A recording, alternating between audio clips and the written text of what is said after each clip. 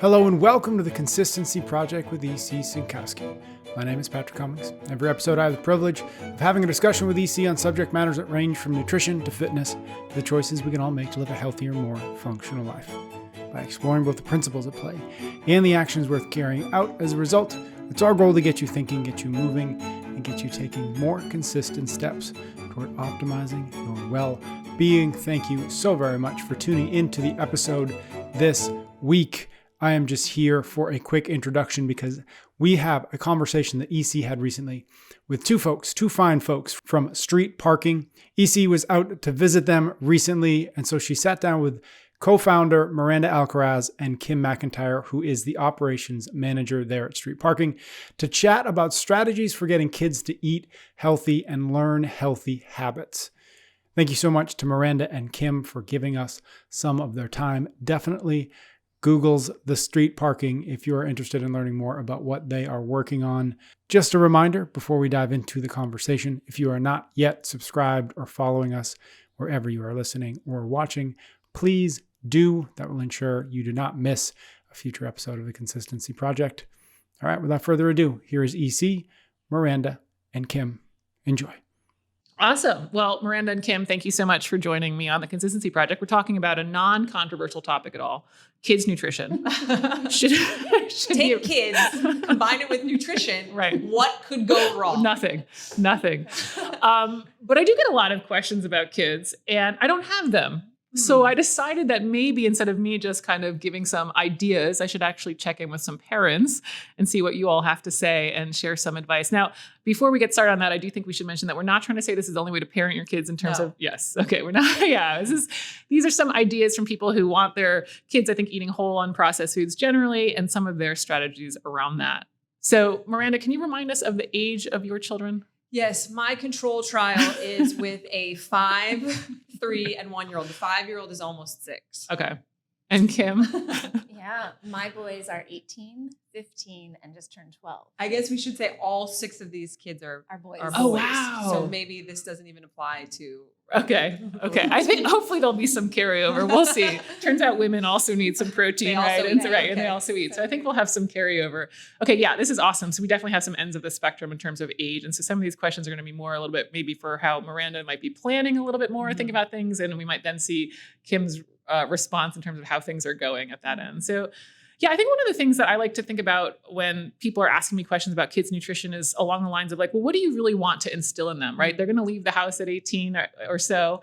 What do you want them to know, like when they leave? And if they know that, you kind of are like, okay, cool, I did my job in terms of nutrition.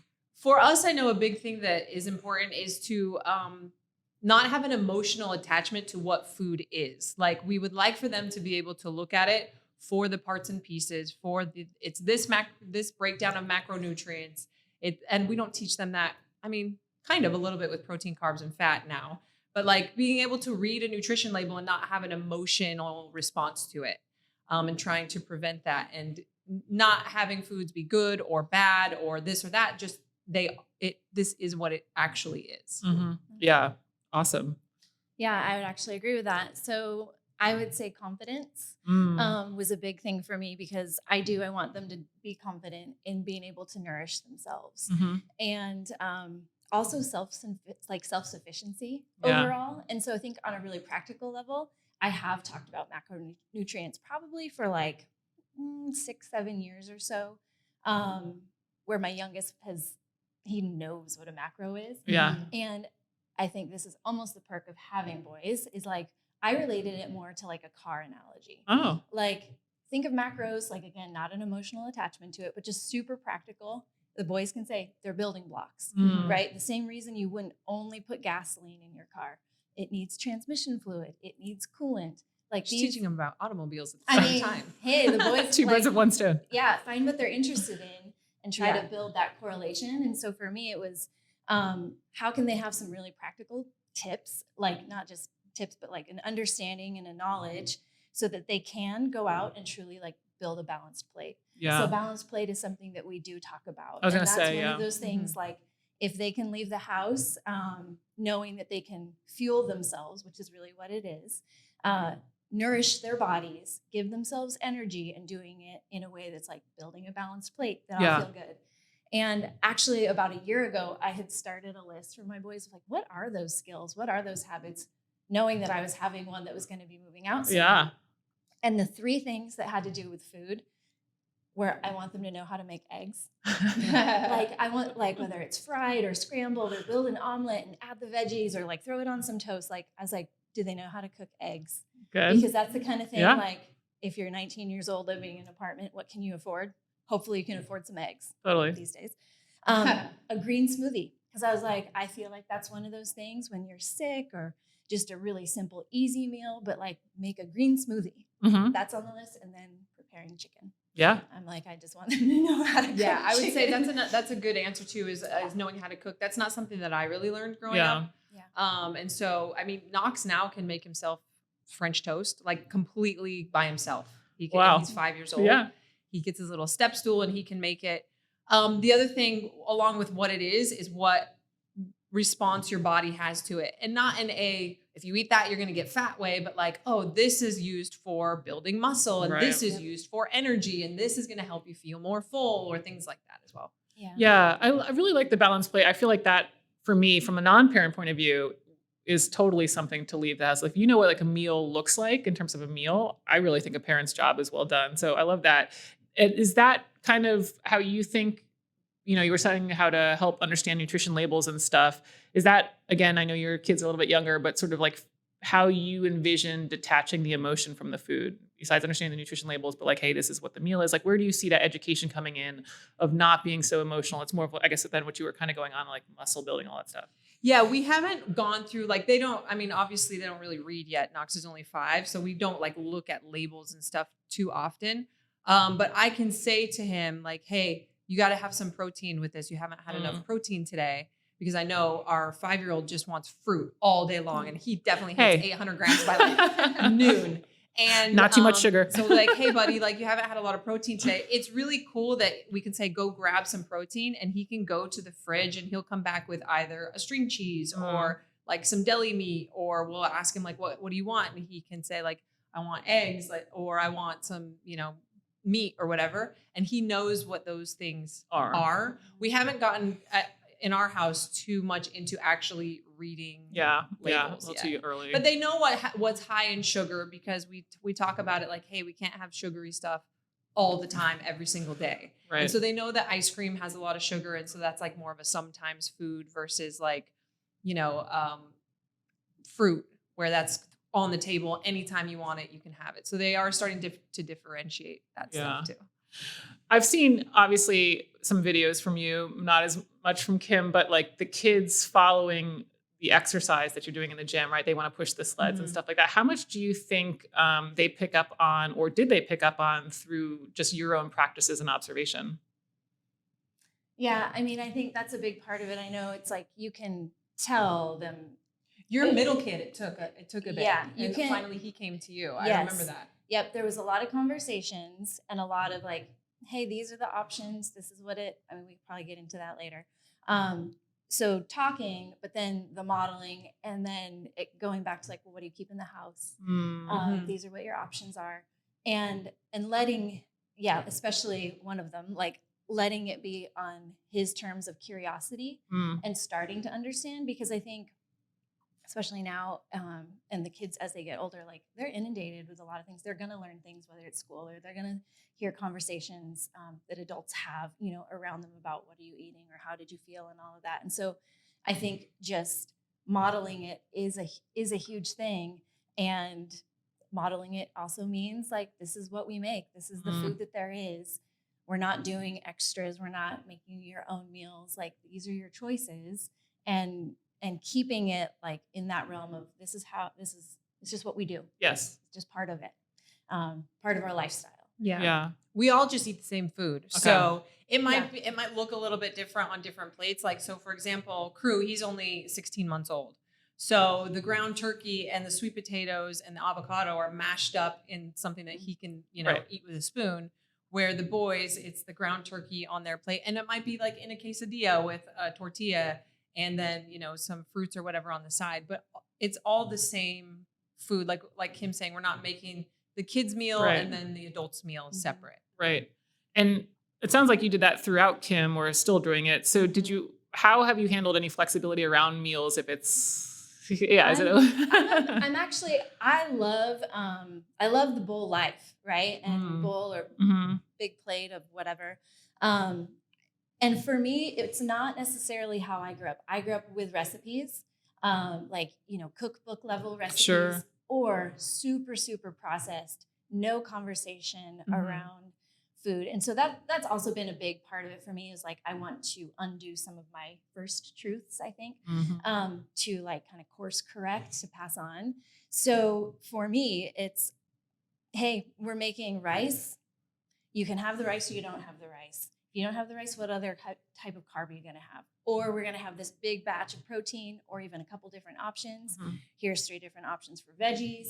Here's what you could put on it if you want to put on it. Like, it's deconstructing recipes and then giving them the autonomy.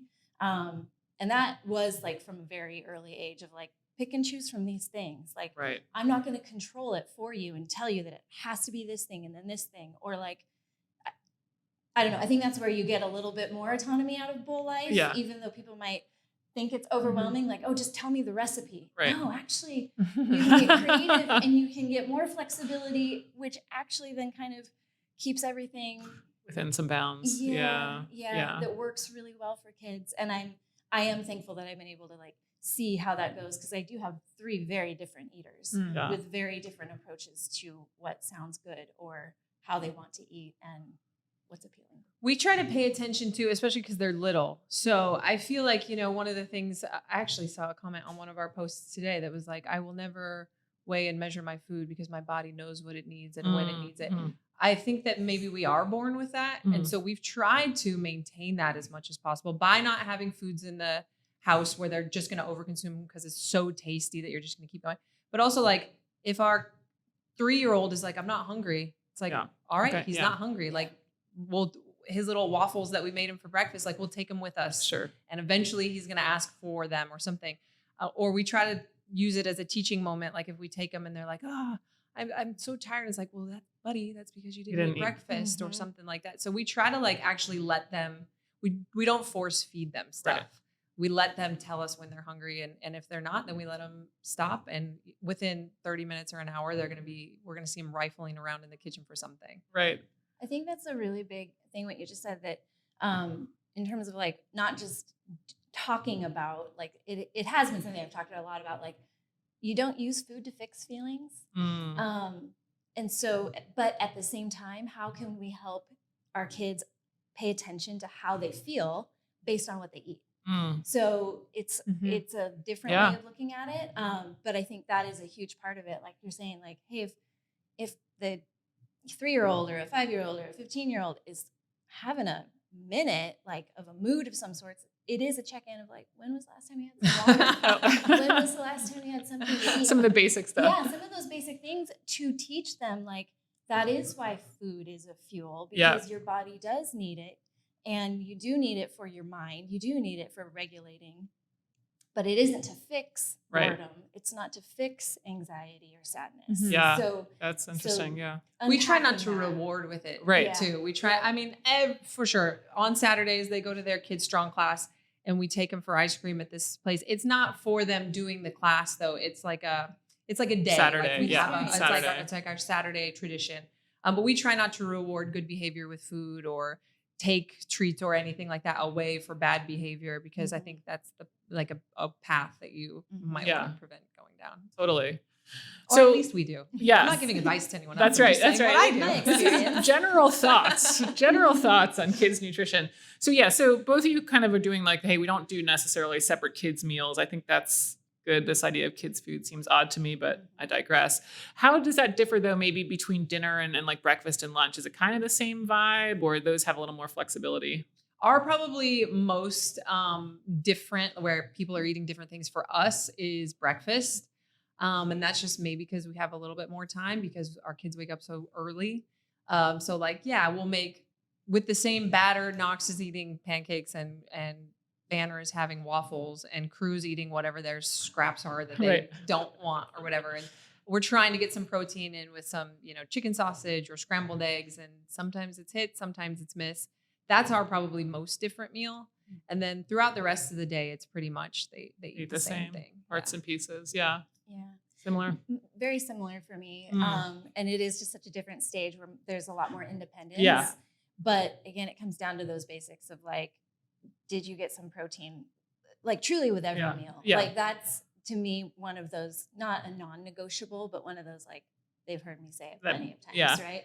So like, are you getting your protein in the morning in one way or another? Is it a cup of, Greek yogurt? Is it making yourself some waffles and eggs? Like they're at the place where they can do that for themselves, but having that as a like starter of making the meal. Yeah, starting from there. I should probably note, because I've mentioned waffles and pancakes several times. Didn't know you were so into those, Miranda. No, it's usually we'll do some sort of like sweet potato pancake waffle situation. Right. It's not with syrup. It's okay. Not that there's anything wrong with any of that. But yeah, we one of the things that I've posted about a lot, and I know is not super helpful for people who have older kids and they're trying to change habits, but one big piece of advice that maybe you would have asked me about, that I would give parents who have little kids or are yet to have children, is to just never introduce that stuff, because they don't miss it. Like they don't need syrup. The waffles are tasty and the pancakes are tasty without them. You don't need the all that other stuff. We'll throw a little protein powder in there or some things like that. But so they're just plain like sweet potato pancakes, waffles, things like that. So let's just say, there might it's not be an Eggo. Right. Not that there would be anything wrong with an Eggo. I'm just saying. You might be more in the thick of this. I know you are, Miranda, than Kim. Let's just say though, they're not really interested in what you're serving or the limited, the various options they have, and you're at like meltdown tantrum mode about food.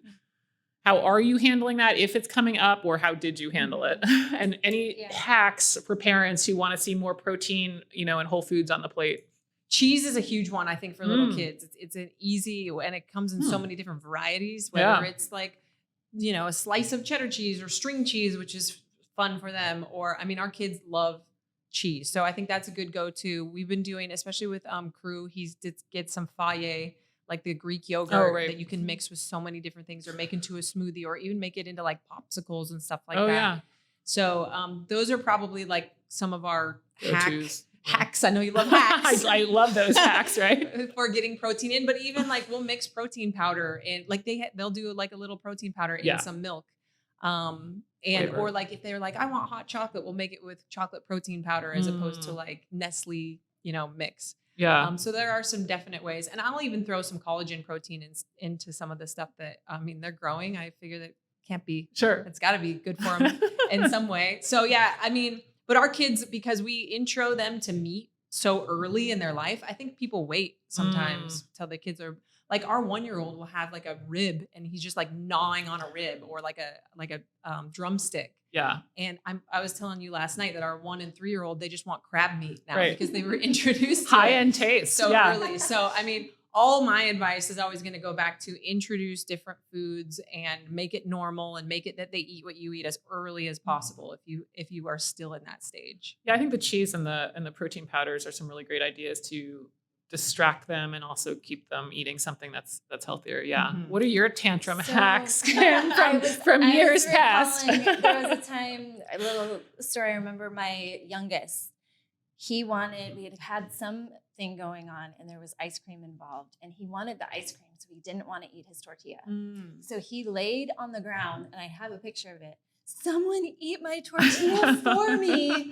Please, someone. Like he was probably like 3 or 4, like somebody get rid of this tortilla so I can have the ice cream. And I was like, that's probably one of the last ones. But my hacks aren't necessarily as practical in terms of like give them this thing. As much as it's, as a parent, you're going to have to be okay being uncomfortable when your kid's having a tantrum. Yeah. Like that's the standard, right? And so it's the same thing. I know I had moments of getting like the anxiety around like, oh my gosh, if he is melting down before school and he doesn't eat his breakfast, he's going to go to school and he's going to be hungry. And, you know what? I've had a kid go to bed without dinner. Yeah. Right, I've yeah. had a kid go to school without Yeah, breakfast, and yeah. they've survived. Yeah. Mhm. So And they'll learn from it too. they will. Mhm. And that's the thing, is like the paying attention and remaining neutral as Mhm. much as Yeah. possible, and not projecting my own anxiety onto whatever the tantrum is. Because I do think that, especially when they're younger, again, my experience was like the tantrum isn't really about Right. the food.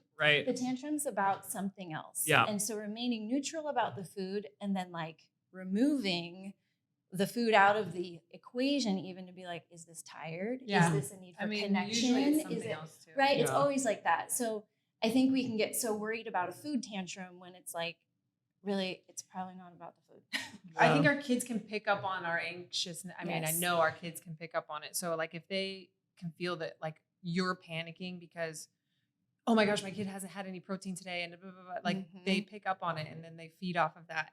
A practical one that I guess is we do a lot of quesadillas. Mhm. So we'll do a tortilla with cheese, but then we'll try to finally like dice up some ground turkey or even Yeah. like deli meat and Yeah. put it in there. And they love quesadillas, but Yeah. that gets them the cheese and the meat. So. Yeah. Yeah, those are some good ones to turn to for sure. But I like that too about just the separating of the emotion, right? Because it's again another example of where you can kind of start taking nutrition away from the emotional side of things. This one I really am curious about because I've been around enough young kids enough with other parents that I feel like our culture is just like snack centric. What's your opinion on snacks? I feel like there's this balance of they're growing and they need food at different rates. But then I also feel like snacks are used constantly as a distraction and just because they're at some place that might be a social event. How do Like, you give an example of what you consider a snack? I mean, even just some of the snacks that are, I'll use like the sporting events because I've heard about this, and this would be maybe more the 8-year-old, maybe the 5-year-old range, but it's like bags of candy after a soccer game or something like that. And it's just like, or anytime they walk into the bank and it's a small children, do you want a lollipop and stuff like that? It's just like a constant way to get kids' attention and to show love and affection. And so how do you handle snacks, or how do you want to handle snacks as they continue to get older? Yeah, again, this is not advice for anybody else, and I'm sure that there are parents out there that would disagree with this, but our boys look at treats. So whether it's candy or ice cream or cake or cookies, like all of those types of dessert, is that kind of what you're talking about? Yeah. They know that there's a lot of sugar in those things, and it's not positive or negative. They just, that is what it has, which is true. Mm-hmm. And so they know that it's not something that we eat every day. So let's say it's Friday and they're like, oh, like I want to have one of those cookies, and we're at the grocery store or something, like I want a cookie, or we'll just say, okay, like you can have that, but then we're not going to get ice cream tomorrow. I see. So we give them a choice. Right. Do you want that today, or do you want to do the ice cream tomorrow? And sometimes they choose like, no, I want this today. And then we just remind them the next day, like, hey buddy, we had cookies yesterday, so we're going to skip the ice cream today. One of the ways that I've modeled that is I'm actually not an ice cream eater. I'm not an ice cream person. But our 5-year-old oftentimes goes to breakfast with Julian and I on Mondays, and every Monday I get French toast with syrup on it. Yeah. And he's like, Mama, how come you put syrup on your French toast? And I'm like, because I don't get ice cream. This is my treat. Like this is what I look forward to, and it's what I do. And it's not, sometimes do they have cookies one day and ice cream the next day, and then for sure. It's not like super strict where we're like, tracking it or anything like that. But we do try to teach them that we don't do that stuff every day. And then through the day, if they're hungry, it's whatever, the whole foods you have is fine. Yeah. I mean, I feel like at the age that our kids are at, there's never an actual full meal that's eaten. Yeah. It's breakfast is eaten for 3 hours. Right. And then lunch is eaten for 3 hours. And it's like one piece of the tortilla, and an hour later, it's another piece. You know what I mean? So that's how they're just grazers, basically.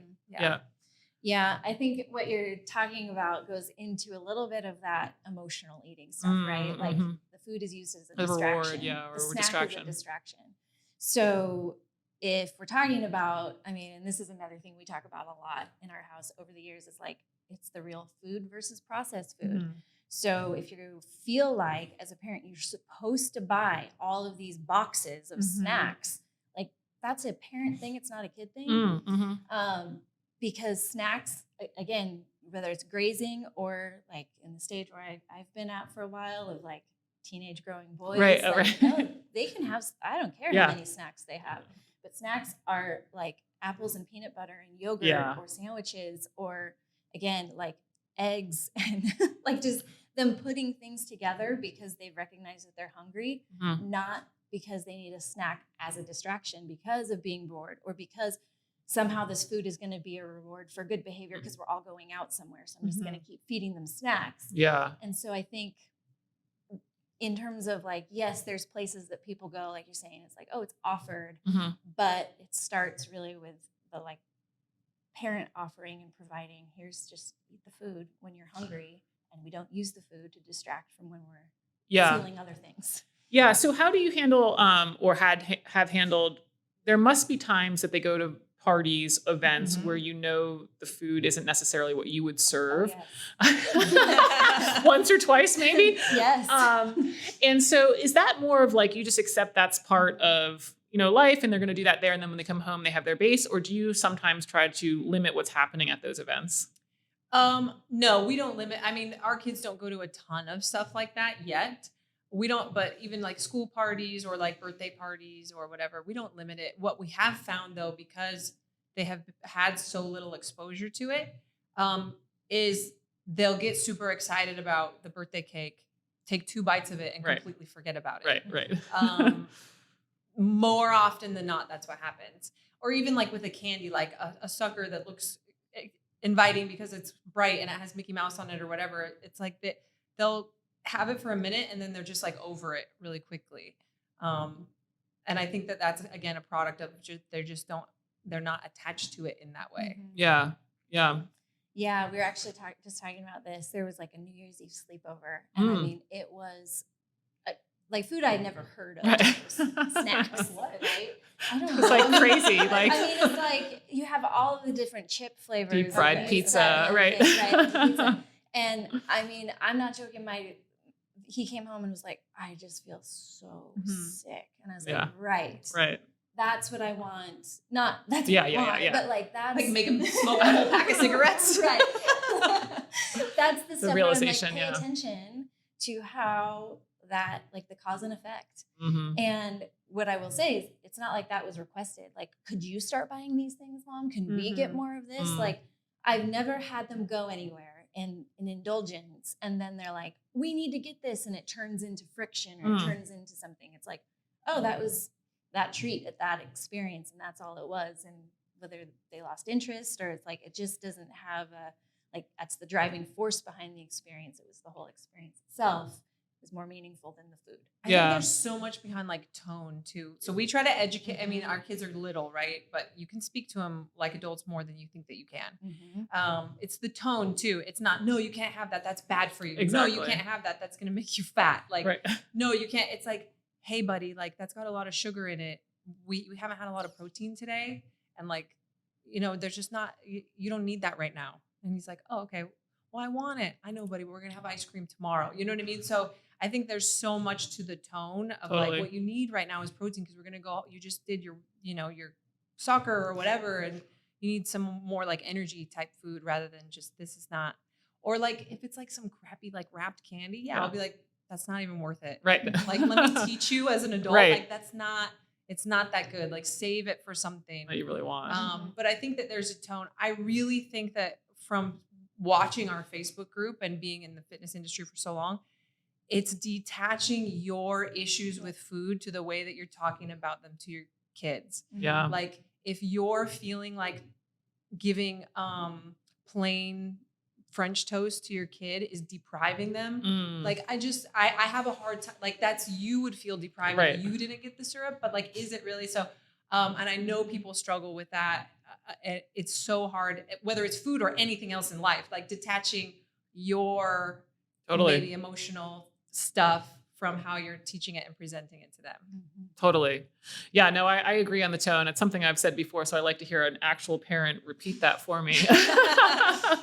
That's good. But I mean, I deal with the clients as adults. And so and people who deal with emotional eating, and it's just years and years of, having this tie to the food and getting rewarded by food. So, and also like really agree with not that. Being panicky because like I eat a certain way now, but I could like Kim was saying, like our kids are so resilient. Your body's you could feed them Oreos and chocolate milk for like 6 months. Totally. Or 6 years, And as adults, they could grow up and be fine. fine. Yeah. So like them That's the having an soundbite extra. Yeah. That's yeah. what I do. Check out nutrition at street parking. I grew up on like almost no fruits and vegetables, soda, Right. Yeah. ice yeah. cream. And the body is resilient. Like ramen noodles, very little protein. And I mean, I feel like I turned out healthy once I figured it out later in life. Yeah. So like an extra day or a vacation where they're a little off the rails or whatever. Again, if your control issues with food are seeping into like panicking because your kid had 2 cookies instead of 1, like you got to address that with yourself, Yeah. not in front of them. Yeah. Yeah. And I think that's where the modeling really helps. I know for me too, it's like, you go through these periods where you don't eat the foods that are recommended, but then you come back and like, what was meals at home? And it's like, oh, it was mostly whole unprocessed food. So you can come around later in life. Yes.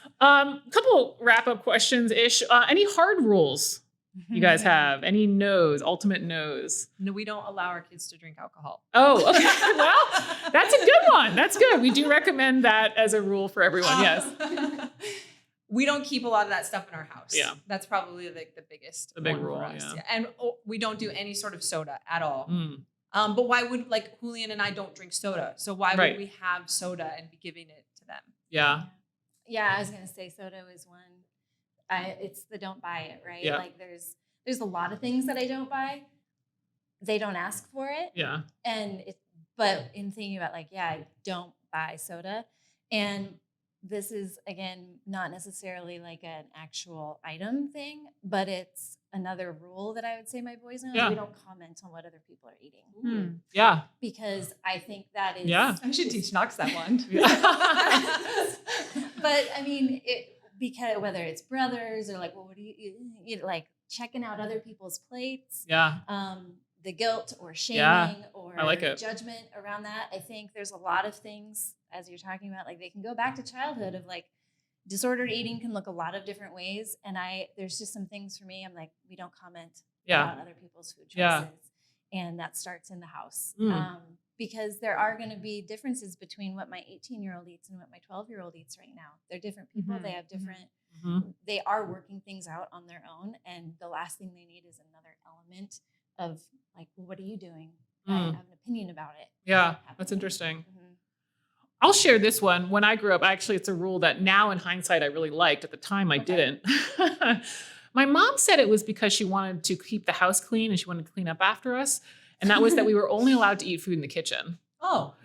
Which now in hindsight, it's like, it kind of makes you like sit down, have a meal. Like you're not just grabbing the bag of chips and going in front of the TV or something like that. So at the time, you're like, oh, these rules or whatever. But then now thinking about how people eat food and what tends to be a crutch for people.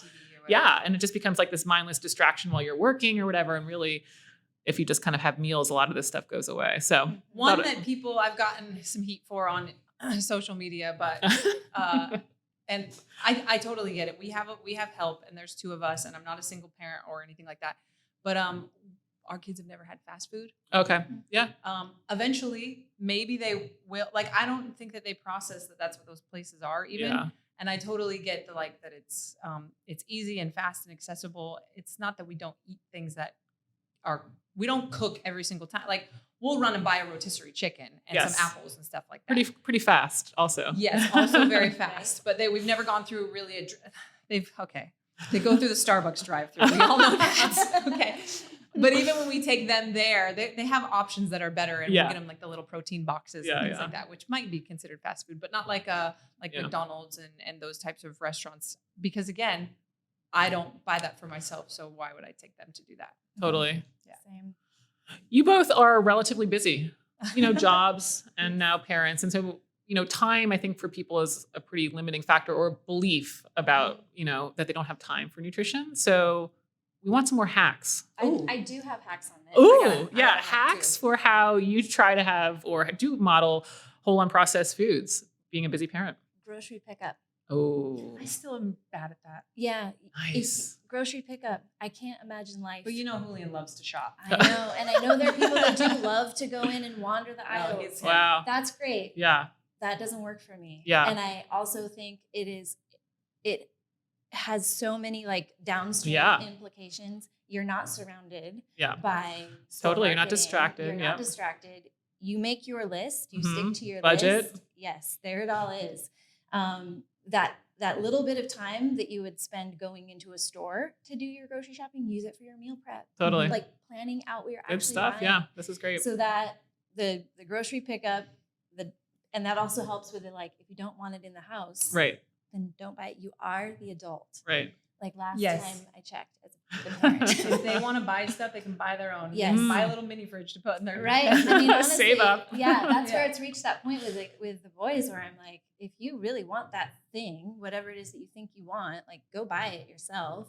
I'm not buying it. This is our food to choose from. And again, it goes back to the bowl life. Yeah. Like create multiple options of protein Mhm. and just, hey, you guys have the autonomy to choose Yeah, Within this. what that Yeah. is, what your carb is, what your veggies are, and salad mixes. Yeah. Yeah, Totally. salad Bag mixes is a salads. big one. Bag salads. I mean, our kids don't eat a lot of the salad mix greens at Yeah, this point, yeah. but having bulk protein, Yeah. whether it's a bin of ground turkey and a bin of like chicken thighs, and then the string cheeses and the yogurt and all of that stuff just ready to go, because that seems like the hardest thing. Yeah. The other hack that I know you're gonna Yes. love is I would say avoid making fancy recipes. Like actively avoid it. I support this message. Because if I'm a kid that's grown up and my mom or dad or both, every meal was this like elaborate thing, I either need to learn how to do that before I move out, or when I move out, I'm going to think, I don't know how to make anything because I'm used to everything being so like complicated, yeah. where it's like, no, just grab a handful of meat and an apple and some cashews, and that is a meal. And Yeah. like having that be very normal and regular, I think Even when you're an elaborate adult? food all the time, for sure. I do it all the time. Having the elaborate, recipes and things like that are nice, but I think it actually can be a disservice to once your kids are trying to fend for themselves, like eating when they get home from school and you're not there or whatever. If they're like, well, I don't know how to make anything. And it's like, you don't need to make anything. Totally. Just grab the pieces. The pieces are already here. My boys notoriously eat from the bin of spinach. Ah. And so I find spinach on the floor. And I am aware of like, at some point, we're going to have to go back to the manners. So Right. I am all for Right, you just yeah. grabbing handfuls of spinach and you're like, Right. what? That's Right. how we eat it, right? Yeah. Right. Maybe not all the time. Right. Right. At someone else's house. Right. Manners are the next step. Right. That's a different podcast. Awesome. Well, thank you guys so much for joining. I hope that people get a lot of tips out of this. How about though we finish up telling everybody about the kids program you guys have for street parking, right? Oh yeah. We, maybe like 4 or 5 months ago, And I thought it hired a was kids new. coach. Yeah. We're working on some program stuff and some more resources basically for parents. So there'll be like a couple kids versions of the workouts every week and some kids like extra programs that they can follow, whether they want their kid working on their squat for a month or working on like building endurance in very simple ways and things, just to get them involved. Because I think another thing that happens is kids get their exercise through sports, and that's great until it's not happening anymore. Until And they're that not, for right. some, that happens when they get to high school because they don't make the team, or what, even for the high school athletes, that happens, if they don't make the college team. And then it's like, well, the only way I've ever exercised was for this specific sport, and I don't see Know it how to as just a normal, exercise. Yeah. So they're watching you work out for the street parking members. They're seeing it happen. They want to participate. And it's again, like not something they see it as fun. They just want to do it. So we want to help parents be able to have the resources and tools and build confidence in getting them involved. Yeah. Without overdoing it, or again, having the wrong messaging behind it or the wrong tone. And so we're pretty excited about it. It's not officially launched. We put stuff out. Oh, sorry. now. Was that a, No, okay. I was like, I thought I saw stuff about this. We're building it. We're putting out stuff for free right now, Okay. in like newsletters and things Yeah. like that people are reading. But the official like programming and stuff will probably be later this year or early next year. Thank you so much to Miranda and Kim for their time and for the conversation. Do check out Street Parking online, on socials, if you want to learn more about what they are doing. Thank you to you for listening. If you are not yet subscribed or following, please do so you don't miss a future episode. Speaking of EC and I will be back next week for another episode of The Consistency Project.